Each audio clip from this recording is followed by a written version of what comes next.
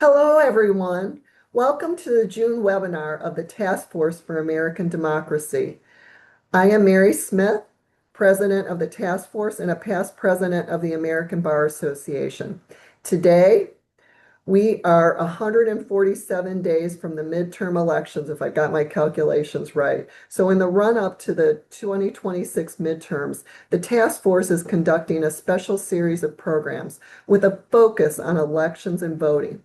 Election interference in the 2026 U.S. midterm elections is expected to involve a mix of high-tech digital deception, insider threats, and potential federal actions aimed at disrupting election administration.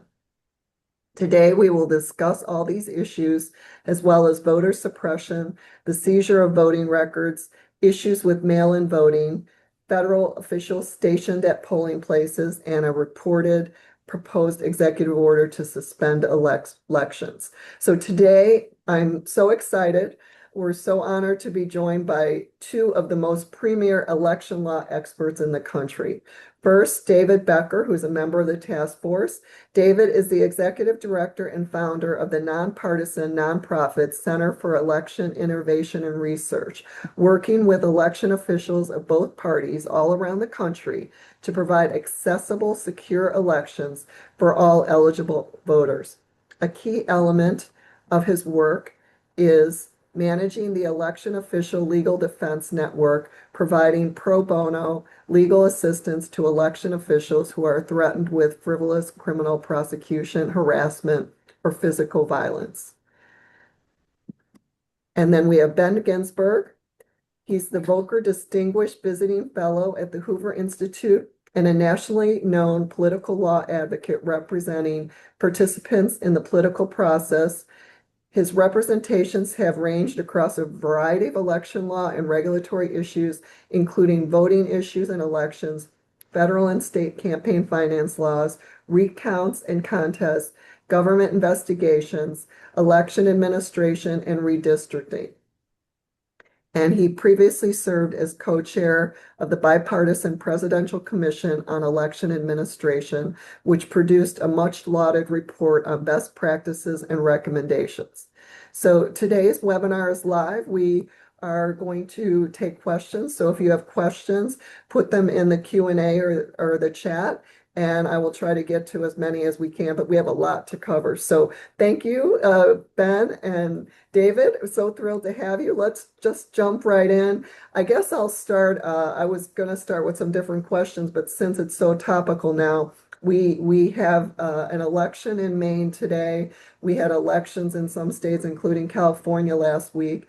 And there's been discussion in the media, even today, that there's improprieties in the election in California because it still hasn't been decided, particularly at the gubernatorial level. David, did you want to speak to that? Sure. I'm sitting here in California right now, and of course, this is a topic of conversation. Um, First, a couple of things everyone should recognize.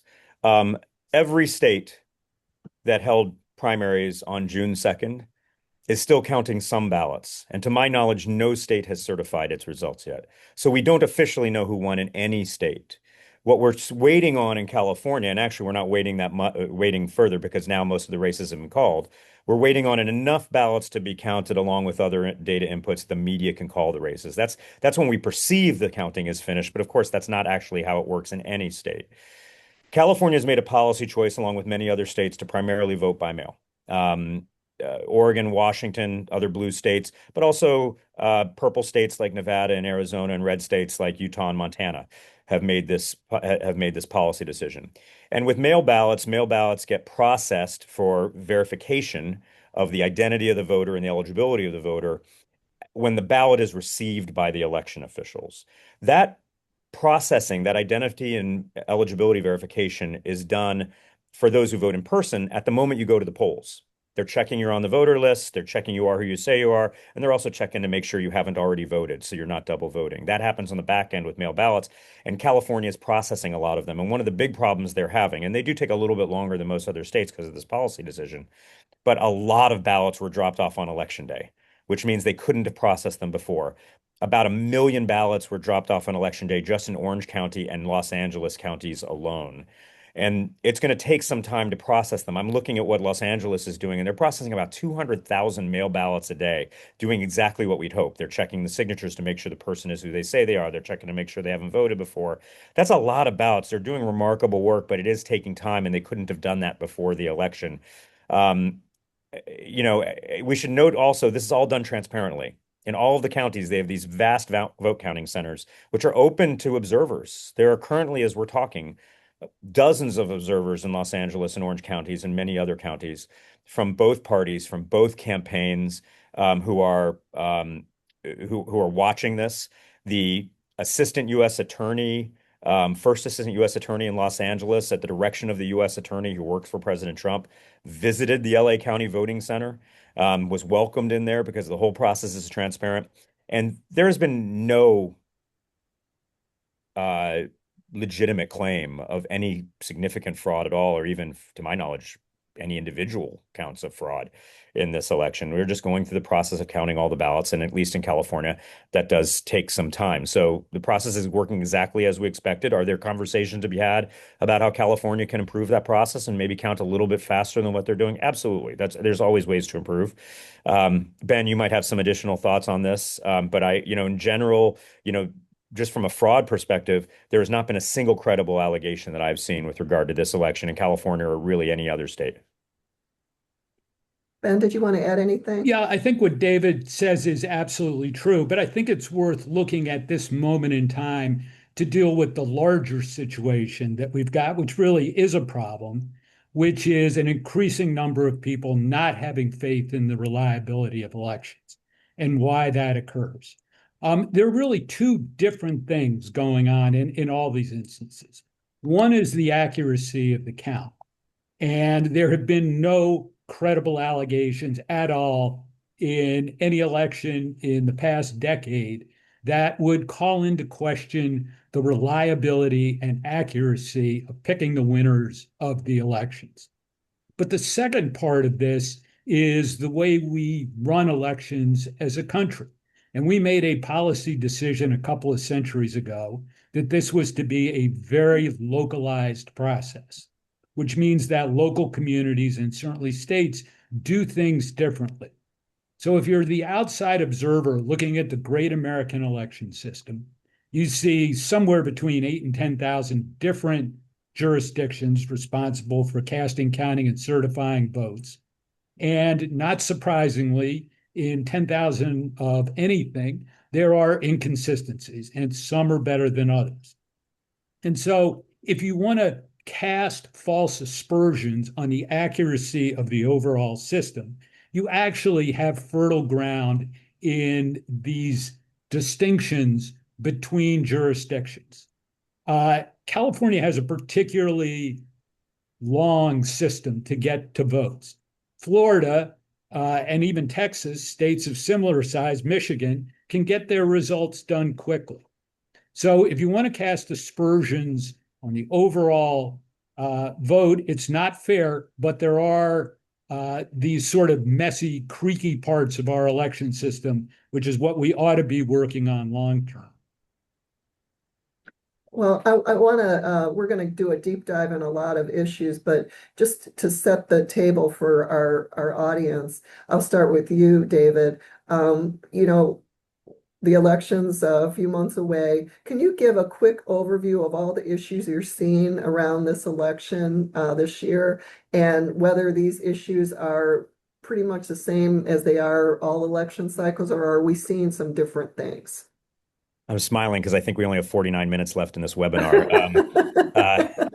Uh, I mean, I think it's fair to say we're seeing challenges in the election system that we've never seen before. We're seeing a federal government that seems intent on interfering in elections more than we've ever seen that before. There's always been a bipartisan consensus, and there have been times when like both parties have tried to breach that consensus to some degree, that the states run elections. The Constitution says that expressly, Article 1, Section 4. The state legislatures get to decide the election rules in the states. Congress can also act.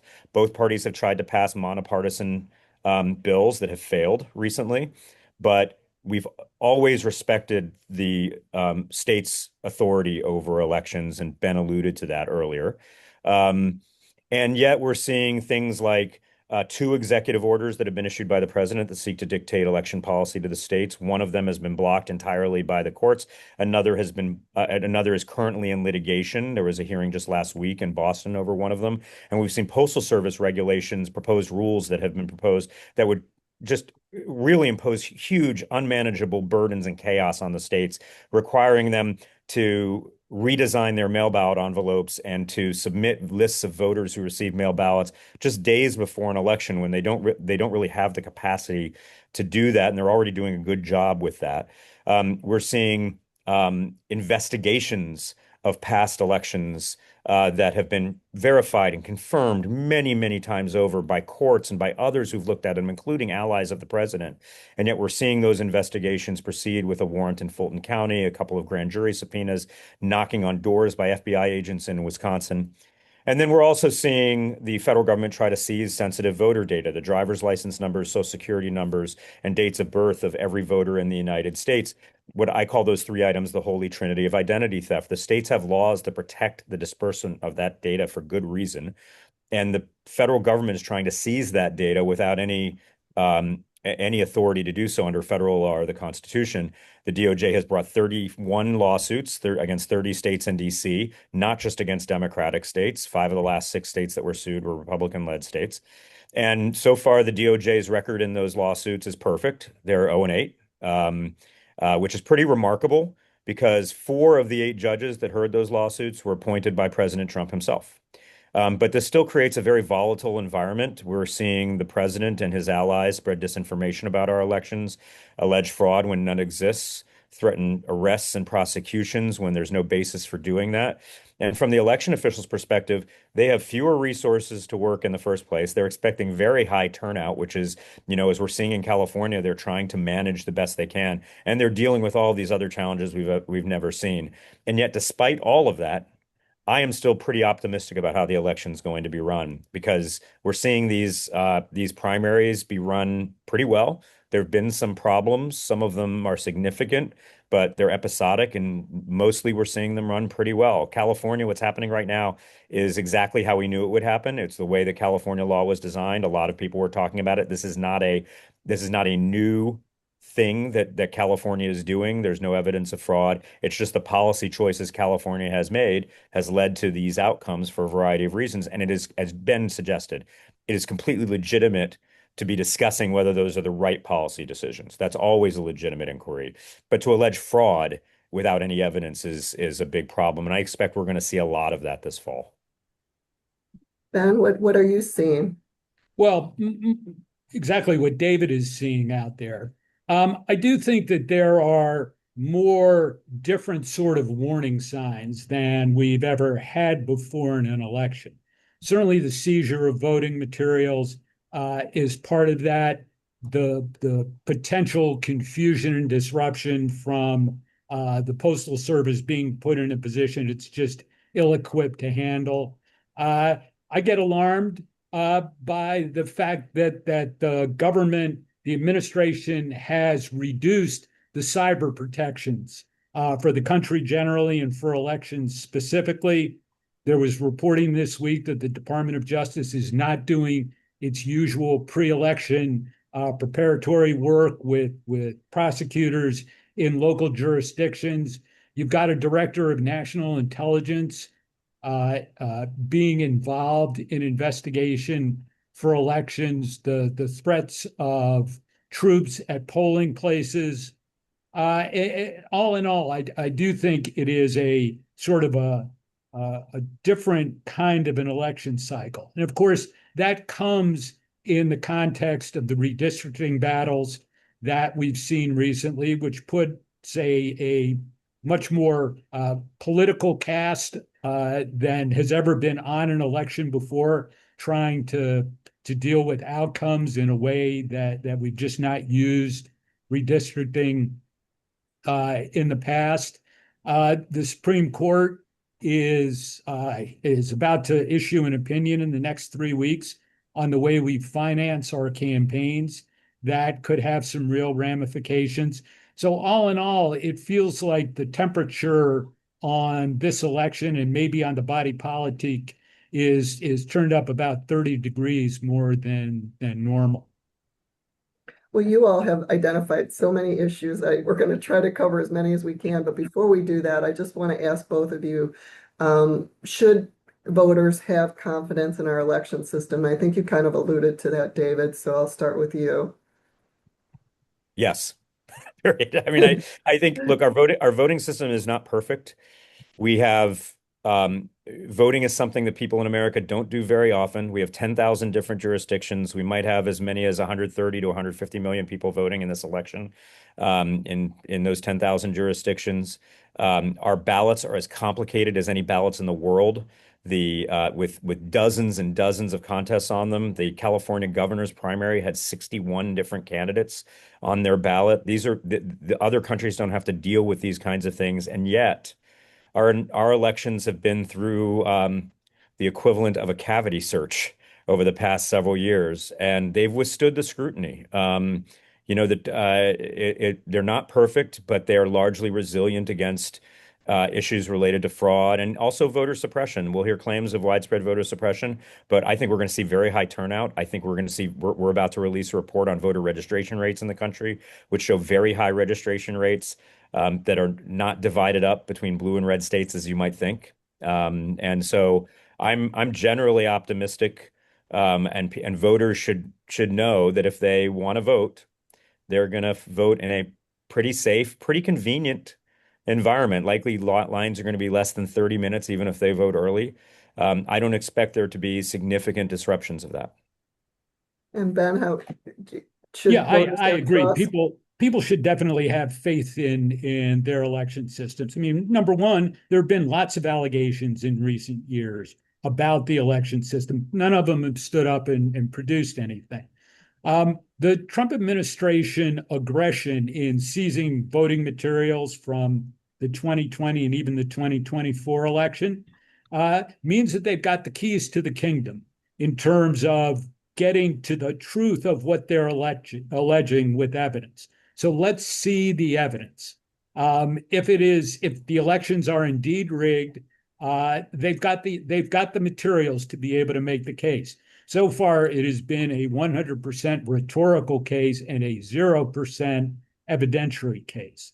And in terms of people who have doubts about elections, the advantage of 10,000 jurisdictions is that it's your friends and neighbors who actually work the polls and put on the elections. And there are opportunities for anyone, whether you want to bolster elections or doubt elections, to become involved in observing the polling place, observing the counting, observing the certification. And so if people want to question it, that's fine. Trust and verifying in this area is something we should have, but get involved. Don't just sit on the couch and curse at the darkness. Well, you mentioned this, Ben. You mentioned the federal government seeking the voting records of I think almost all the states now. Can I just ask, like, why are they doing that? What are they going to use this information for? Is it for past elections, the current election, future elections, and what issues may arise from that? Well, I don't know exactly what their thinking is. So let me engage in the speculation game we all enjoy so much. I think it's probably twofold. I think there is the rhetorical, the 2020 or 2020 election was rigged. And so there is some attempt to get after that. But I think it's pretextual for probably the 26 and 28 elections to be able to show the fraud. I mean, I think the collection of voter information from the states is designed to create a national voter database. It's an attempt to exert federal control over elections, which is a lifelong Republican, is a little head spinning to me because sort of from when I was a puppy in politics, the goal of Republicans was to let the states and localities run things, not have the federal government do it. But I think it is an attempt to prove a case that has not been made before, and probably to take some actions for future elections to gain an advantage.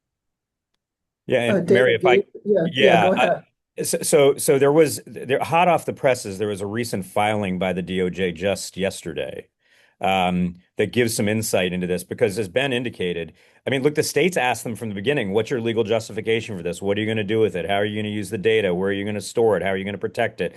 Who's going to have access to it? What are you going to do with it after you're done?" And they're required under federal law to answer those questions. And to date, the DOJ has not done that.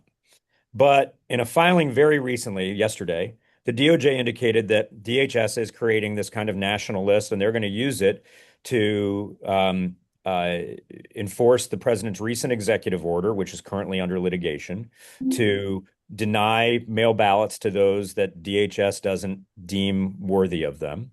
DHS's data is not complete and not perfect, which DHS itself says.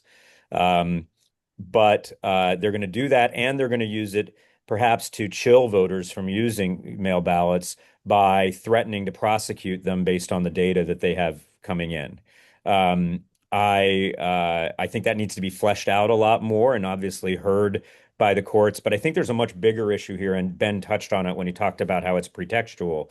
Um, we should recognize that this administration has had total control of the most powerful government the planet Earth has ever seen for nearly 18 months now. They have spent untold resources and personnel in an effort to prove election fraud, and an election to prove election theft with related to 2020. They've used all of the tools of government, even warrants. The Director of National Intelligence, the Office of the Director of National Intelligence has been involved in this. The FBI has been involved in this. The entire DOJ and DHS has been involved in this. And as we sit here, nearly 18 months into this administration, they found nothing. Zero. There's a reason for that. It's because our elections have already been reviewed and scrutinized completely. And so, they're going to, it is very likely, it appears intended to create, to further fuel arguments that future elections cannot be trusted when the outcome is not to the liking of the administration. And I'm, on the one hand, that's incredibly disturbing to see the federal government weaponized like this.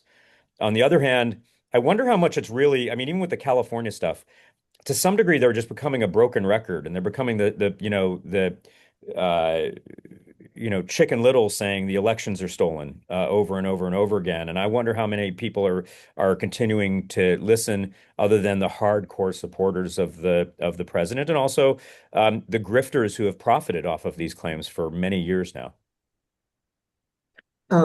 Again, reminding everyone, if you have a question, put it in the Q&A or the chat. Ben, I want to ask you, because both of you have mentioned this, the office of ODNI has been involved in the elections. The previous director, Tulsi Gabbard, was there when the records were seized from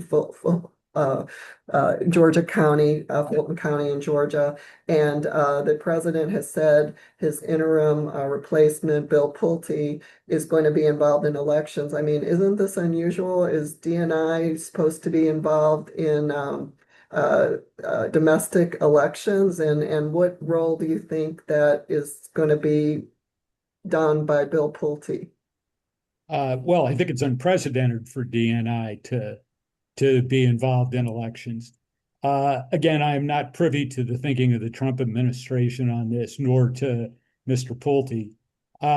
In his previous role at the Federal Mortgage Agency, he sort of weaponized that to go after Lisa Cook at the Fed and some others as well. I guess a Democratic candidate from California, actually. And so I think he's probably been given that job in the hopes of continuing that sort of general approach to using federal power. Yeah, David, oh, go I'm ahead. glad you asked Ben that question and not me. But I no, uh, I just add one of the positive things here, and one of the reasons we sit here almost 18 months into this administration, and many months since that warrant was executed in Fulton County, is we have paper ballots all throughout the country. Every state audits those ballots. The only state that doesn't have paper ballots is Louisiana, which is moving towards that. They won't get there for 2026, but hopefully by 2028. Every other state has paper ballots. So they can continue to make their claims. They can continue to try to, spread disinformation about elections being stolen. But election officials have shown their work and shown it repeatedly. And it's, you know, you can keep looking for evidence of a crime, but it's really hard to prove that a crime has been committed when it wasn't. If you're standing next to someone and they're claiming he's a murder victim, but he's standing there alive, taking breath right next to you, it's really hard to prove a charge of murder. Well, you both have mentioned the Supreme Court, and there have been a number of decisions and decisions yet to come that could impact actually this November's elections. And I think three that I can think of, and you all may think of some others. One is there's a case pending regarding grace periods of mail-in ballots from the state of Mississippi that we're waiting for that decision. Also, a few weeks ago, the Supreme Court struck down parts of the Voting Rights Act, and I know Ben made mention of a impending case involving campaign finance. David, do you think these decisions, particularly the mail-in ballot grace period and the Voting Rights Act, are going to impact the elections this November? I think the Voting Rights Act decision, and we probably don't want to get into it too much because that could be its own 4-hour Yeah. webinar. I think the impact of that decision on the election has largely been played out. Whether you like it or not, I think the redistrictings have largely played out, and I think that's basically I think there'll be effects long after 2026, but I think we've seen what the effects are there. We're waiting on the RNC versus Watson case, which Ben mentioned, which is a case challenging whether states have the legal authority to accept ballots that were legally cast on or before election day, but received in the mail days after the election. 14 states allow ballots to be received in the postal mail a few days after the election, and whether or not that's legal. I have very strong opinions that it is legal. Whether it's a good policy or not is an entirely different discussion. But there's speculation about what the Supreme Court might do. I have no prediction whatsoever. I think all the predictions across the spectrum are probably not well informed. But the longer we go, the more difficult it will be to implement for the states that do allow these ballots to come in. And that's a real concern, that we're seeing the Supreme Court rule in such a way and at such a time that it creates additional chaos. For election officials who are just trying to follow the law, whatever that law is. Ben, I wanted to ask you, because I know another big area, and there seems to be a lot of activity of redistricting in the middle of a redistricting cycle. Can you talk a little bit about what spurred this on and what the impacts of this are going to be on this year's elections and upcoming elections? Sure. I mean, I think what spurred it was either fear of losing or a desire to gain more seats. And so there were an unprecedented number of midterm redistricting. As it played out before the Calais decision, it was pretty even, that Republicans started gerrymandering states, Democrats came back. I think with the Calais decision and the redrawing. That's the voting rights That's the decision. voting rights decision. The redrawing of 5 or 6 state maps, probably Republicans gained maybe a 5 or 6 seat advantage in terms of the way they drew them. But given the political atmosphere, I think most of the prognosticators are not saying that definitely means Republicans will hold the House of Representatives. And I think you also saw reporting today about Democrats planning to redraw any number of states for 2028. So I think whatever advantage there is pretty short-lived. I do think the Calais decision and redistricting in general, in the long term, is going to have a really deleterious effect on sort of the voice of the people in terms of voting, because the Supreme Court has now taken virtually every meaningful neutral redistricting criteria out of the process. which means the majorities in the individual states will be able to draw the maps that they want, and minority voices will just not be heard in terms of congressional delegations and maybe state legislatures. There is some precedent for this. From 1955 to 1994, Democrats held an unbroken 40-year majority in the House of Representatives. Now, that was a real gerrymander. What is true about that period of time is that Republicans had virtually nothing. The Democrat margins in the House of Representatives were huge. What's different about this period and what majorities will do is how polarized we are as a country. So there are 39 states that are under trifecta control of one party or another.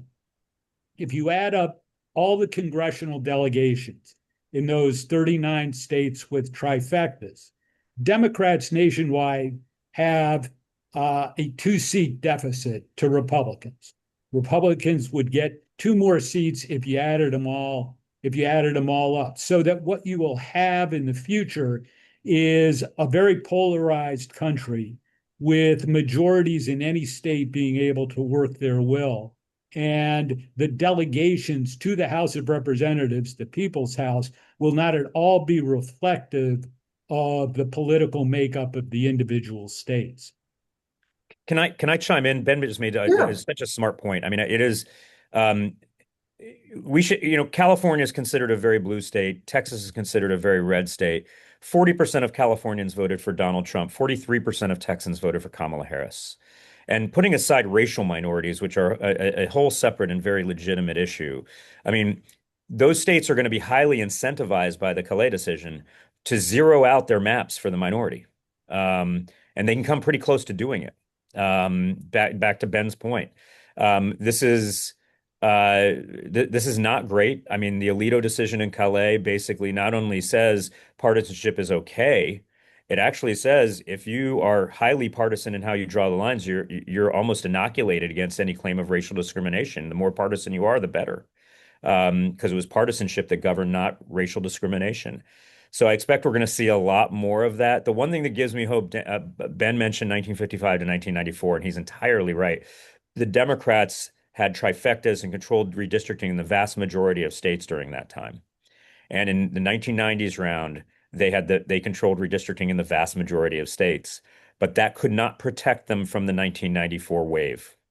Mhm. And so the voters are going to have a say in this if they turn out in adequate numbers, because all of these gerrymanders are being drawn around data from past elections because we don't know what's going to happen in the future. Well, as an historical matter, it's worth noting that what was different about the 1990 redistricting was that the Voting Rights Act went into effect in the late 80s. And so that actually provided some neutral standards in maps that map drawers had to follow. And it was that imposition of neutral criteria that had to be followed that led to the real changing of the map in that era. So now we're entering a period with no standards again. Yeah, obviously we can talk about this topic, any of these topics for the whole hour, but I do want to try to cover some other things. So one thing we've seen this year and last year, we've seen the National Guard and ICE agents in many U.S. cities. Some would argue that this is normalizing the presence of armed officers in our streets. And do you all, I'll start with you, David. Do you think we're going to see their use at polling places during the midterms? I do not think there'll be troops or ICE or any other armed forces at polling places. I say that for a variety of reasons.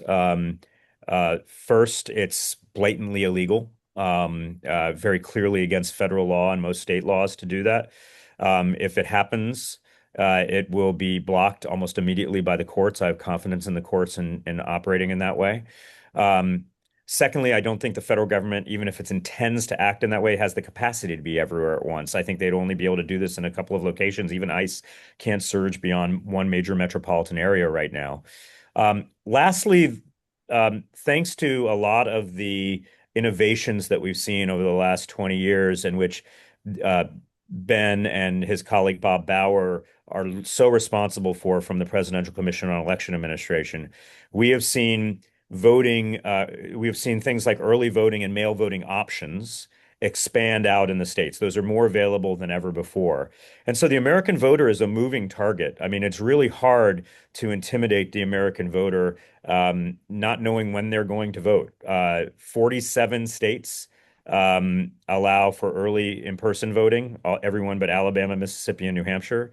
About two-thirds of the states offer, or three-fourths of the states rather, offer mail voting without an excuse. So there's just so many options. So if there were bad actors in the federal government who intended to use armed individuals to suppress voting, and they showed up on election day, one of the ironies is that in recent years, because of the president's false comments about mail voting, the election day voting is disproportionately Republican in most states, whereas the early and mail voting is disproportionately Democratic. And so this could have unintended effects, and it could actually even create a backlash effect politically. I don't think anyone really wants to go there. So I'm fairly confident. I don't think voters should worry about this, but obviously election officials are doing what they can to make sure their voting sites are going to be safe and secure. Ben, do you agree? Yeah, I do agree. I think Dave made really good points there. And I know you're surprised. Hey, can I get But this recording, Mary? I want to create a GIF. Yeah. the $20 was worth it, David. Um, but I do think the backlash would be so extreme that it may be being used as sort of a intimidation tactic, but I think it's misplaced and not likely to really affect people. I mean, I think if anything, threats like that tend to turn up and increase turnout among the people who are being threatened. So I think it'd be a bad political miscalculation as well as David pointed out, illegal. Well, I'm going to quote the president, two quotes of his. One is in July 26, 2024. He said, "In 4 years, you don't have to vote again. We'll have it fixed so good, you're not going to have to vote." And then in January 5th, 2025, he said, "I should have seized election boxes in 2020." So with those quotes, some people think we might not have elections at all.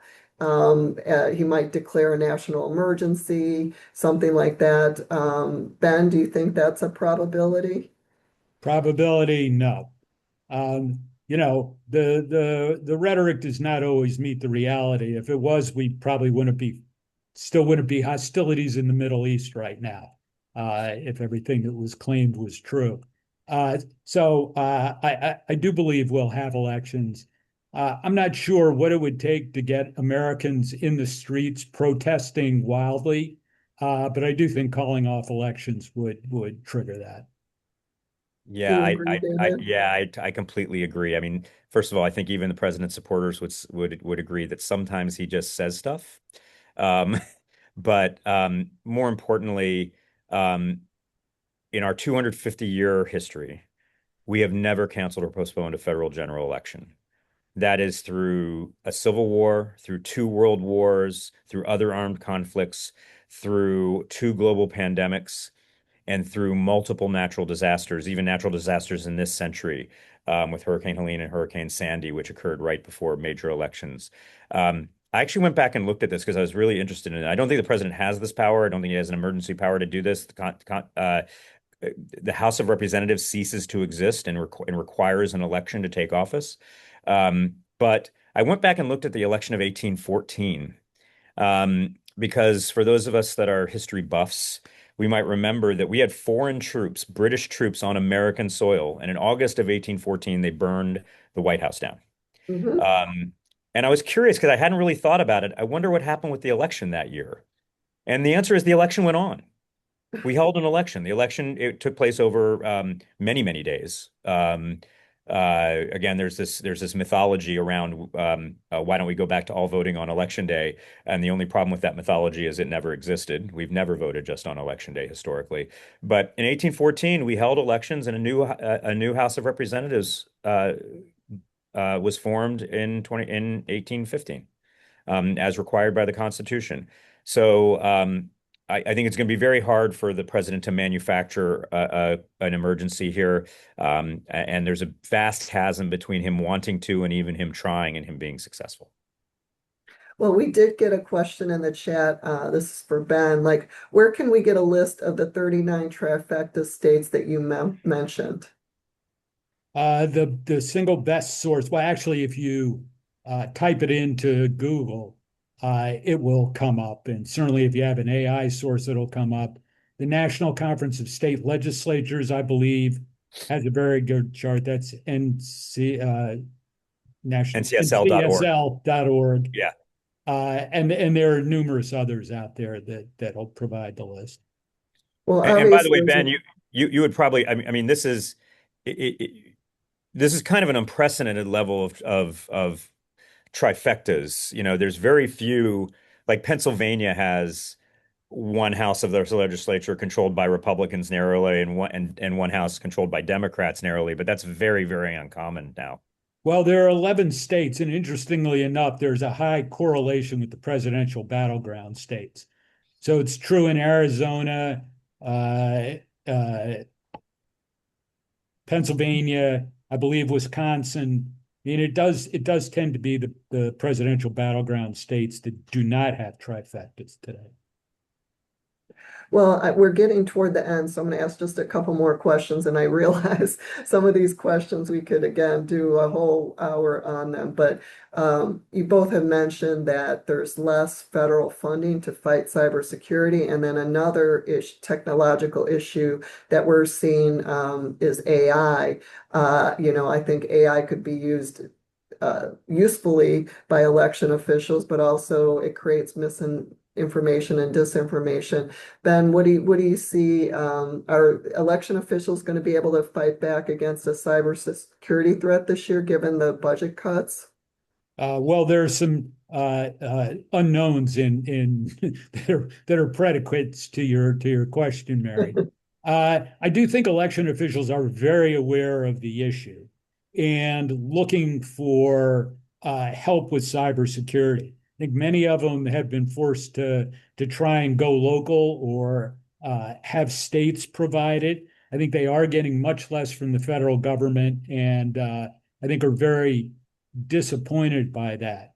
In terms of AI in campaigns, it's interesting. I think that there are fewer deep fake type situations that we may have feared, but at least according to some recent reporting, it is more sort of taking over websites of campaigns and putting out false information under somebody else's name using AI, which makes the disinformation difficult to spot. So I think it is clearly an evolving situation that's really tough to give you an answer to. David, what do you think AI is going to have an impact on this fall's elections? So I don't think it's likely to have too much of an additional impact. I think that's not necessarily all good news. It largely relates to the fact that we're already experiencing just a massive amount of disinformation, whether it's AI generated or not. I usually divide disinformation into two categories. Not everyone does this, but and you don't have to agree, but I usually divide it into disinformation about the election process and disinformation about on like the political and campaign side. So the first part would be, there's election fraud going on, directing people to the wrong polling place, that kind of thing. The other thing is saying, your particular candidate is ill or did something wrong. Those are the kinds of things, and we're seeing both. The federal government used to have a really robust set of resources to identify it coming in from foreign adversaries and to kind of categorize it and give a heads up to the election officials from a bird's eye view. That has been completely dismantled, as Ben mentioned. It doesn't exist anymore. There used to be a command center the federal government stood up that had representatives of law enforcement and Homeland Security and cybersecurity experts that was in contact with all of the state election offices. That's not going to happen anymore either. But ultimately, the states are trying to do what they can to make up for that vacuum. Um, Again, the processes are pretty resilient thanks to things like paper ballots and audits. but it does make their jobs harder, again, with fewer resources. I don't think we're going to see problems with it, but voters are going to have to be really savvy about information they're receiving about the elections process and trust only those trusted sources, particularly their state and local election officials. Well, we're getting toward the end, so I want to ask, what can lawyers and anyone in our audience do to ensure that our elections are free and fair this fall and to help bolster public trust in our elections? I'll start with you, Ben. Well, on a simple level, the answer is be an educated consumer. Get involved in the process, know your candidates, do know your process. I think the single best thing that people can do is actually get involved in the official process. Every jurisdiction in the country is looking for poll workers to help out, volunteers to be in polling places and make sure the process goes smoothly. If you have a more partisan bent, the candidates and political parties are looking for people to be observers of the way the count goes on. That's extremely important that both parties have all the people they want in polling places. And so it is a matter of keeping abreast of what is going on in the campaigns and amongst the candidates, and then hopefully volunteering and participating and kicking the tires. David? Yeah, I agree with that. I think in particular, I'd really recommend being a poll worker. You work for your community, you work for your election officials, you see the process from the inside, you see how many checks and balances and redundancies and transparencies exist to prevent any kind of widespread fraud. I think it's really important that you see people and you facilitate the voting of people that you might not even agree with. It's one of the beautiful things about our country. And I think, if you talk to election officials again, and Ben and Bob Bauer with the Presidential Commission really really defined this process and talked to the election officials, you'll see people across the political spectrum who have widely different views about policy, who share views about their role, their calling in facilitating democracy and voting for the American people. And it can be a beautiful thing. So be a part of that by volunteering to be a poll worker. I'd see another thing, especially for lawyers. Mary, you mentioned the Election Official Legal Defense Network, EOLDN.org, which my organization manages. But I'd also be remiss in not mentioning that EOLDN is the brainchild of Ben and Bob Bauer, who came to me in 2021 seeing all of the problems that election officials were facing across, and these were Republicans and Democrats, having to deal with things, not knowing who to turn to, not knowing who had their back. And so we worked with Ben and Bob to create this network where we've recruited over 10,000 lawyers nationwide. We have we reach out to election officials constantly to let them know the availability of this. We've helped dozens and dozens of election officials from over 20 states over the course of its existence, nearly 5 years. EOLDN.org, that stands for Election Official Legal Defense Network. Um, and right now we're seeing as many requests for assistance as we've ever seen, which is really unfortunate, but I know we are really proud to provide this service to election officials. We expect there could be a ramp up in their need for assistance and advice and to be able to turn to an attorney. If you go to EOLDN.org, if you're an attorney, you'll see a button at the bottom left that says for attorneys to volunteer. We'll take your information down. You're not committing to anything. You're just in the network. And if there's an appropriate request, which you're qualified to deal with, you don't need election law experience. Most requests are not about election law. Election officials have lawyers who deal with election law. But you'll be in the network, and if you're appropriate to reach out to, we'll reach out to you and see if you're available, and you can always say yes or no. But it's an incredibly important service, and I want to give all the credit to Ben and Bob for having, conceived of this in early 2021 when we were just starting to see the aftermath of the disinformation that had been hurled at them. And to David for running it so well. By the way, Well, just we are never this nice to each other. This is like the We well, usually disagree about a lot more. yes. Final, like 30-second, what do you want to leave the audience with today, Ben? Well, I think it was what we just talked about. It's really about becoming involved. It really is about inspecting the way elections are run. Bob and I have another organization called Pillars of the Community. in which we try and get community leaders from across the political spectrum to go in, kick the tires of the election system, talk to the election officials, and then report on their findings to their networks in the community. That's something that can be done in any place in the country. If there are some questions about the elections, but again, the bottom line is just become involved. We're all citizens, and we need to do this. David, final thoughts. Quick 30 I, second. And yeah, and talking with a lot of people out there, I sense that a lot of folks are in a doom loop and feel like darkness and despair about the state of our democracy, facing things we've never had to face before, asking questions we've never had to ask before. But I want to, it's our 250th anniversary, and I think to some degree we're forgetting that elections are a celebration of our nation, of the American people, and there's joy in voting. I think about Souls to the Polls, which, a lot of African American churches organize buses to take people to vote early on Sunday, right after church, right before an election. And in the 50s and 60s, that was done to protect people. They needed it for security. They might have been physically assaulted, but nowadays that's not why it's done. It's done to embrace the joy of that moment of casting a ballot as a member of your community. And the highest turnout we've ever seen in a modern midterm election is 50%. One out of two eligible voters did not participate in the highest turnout midterm election ever in 2018. 2022 saw 46%. 2014 saw 36% turnout. Imagine if we, as the American people, decide to celebrate our 250th anniversary and recruit friends and neighbors and family members to go vote, even if we disagree with them politically, and blow turnout expectations away. If we hit 53, 55%, or even higher turnout, then all of the politicians who have tried to put their thumb on the scale, one side or the other, are going to be surprised at the outcomes. And so I'm going to embrace the joy of this election and the celebration of our history.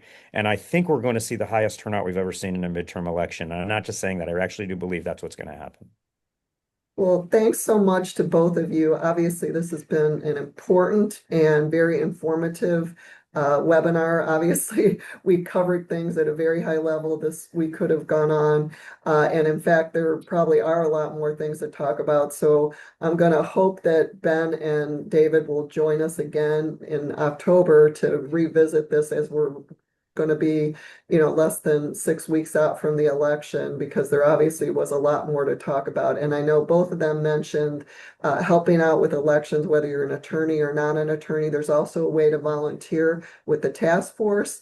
You can go to www.democracy-taskforce.org and sign up to volunteer. We're plugged into all election efforts as well.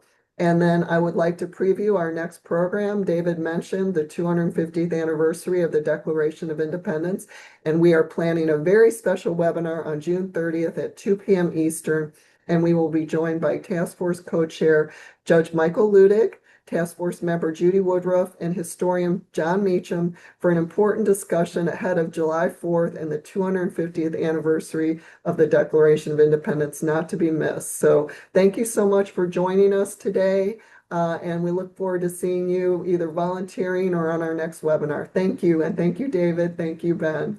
Thank you. Thanks.